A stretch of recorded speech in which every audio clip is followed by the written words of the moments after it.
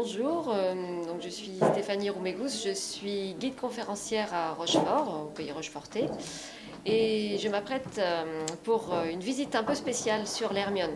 Donc je me trouve ici dans la chambre des cartes.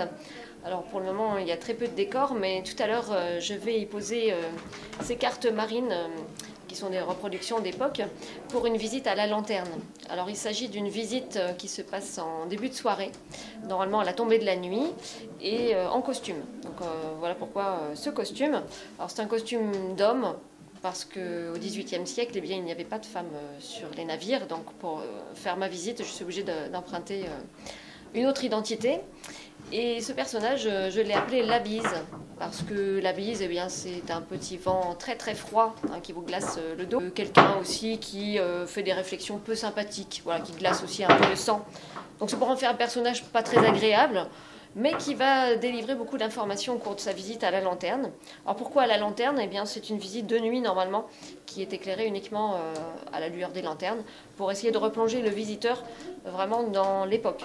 Donc là, on est en 1780 à peu près. Le bateau de la frégate de l'Hermione vient d'être construite à Rochefort.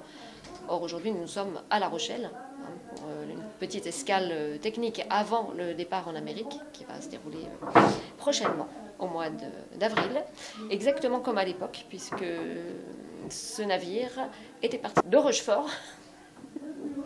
Donc, il est parti de Rochefort, a fait une escale à La Rochelle pour ensuite attendre le vent en rade de l'île d'Aix, pour ensuite son départ en Amérique pour la guerre d'indépendance.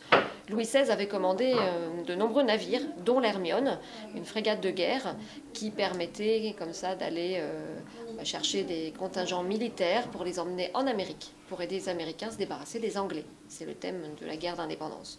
Alors au cours de ma visite, c'est tout à fait différent des visites de journée, qui elles sont plus sur la technique de la construction de cette frégate, c'est-à-dire la frégate contemporaine, savoir quelles ont été les techniques de construction, un petit peu d'histoire bien sûr, mais moi je plonge vraiment que dans l'histoire. Donc j'ai d'ailleurs avec moi le journal de bord de Latouche Tréville, qui a été le commandant de l'Hermione durant la guerre d'indépendance. J'ai avec moi différents éléments que je fais passer à mes visiteurs pour se rendre compte un peu de l'écriture de l'époque. Donc voici par exemple la première page du journal de bord avec les personnes qui ont été embarquées, donc environ 300 personnes. Aujourd'hui, bien entendu, il n'est plus question de mettre autant de monde, mais à l'époque c'était la guerre, donc il fallait absolument ce nombre de personnes pour servir les canons. Alors je leur fais passer différents courriers aussi, tout ça, ça a été cherché, trouvé dans les archives. Donc là, ici par exemple, on a le bon de commande de l'Hermione avec d'autres navires. Alors j'ai entouré en rouge pour que les visiteurs puissent bien voir. Donc c'est une visite très pédagogique, historique. J'ai également quelques petites choses secrètes que je vais décacheter devant vous. Alors voilà, c'est la liste secrète qui a été embarquée à un petit peu de nuit, voilà, un petit peu en secret.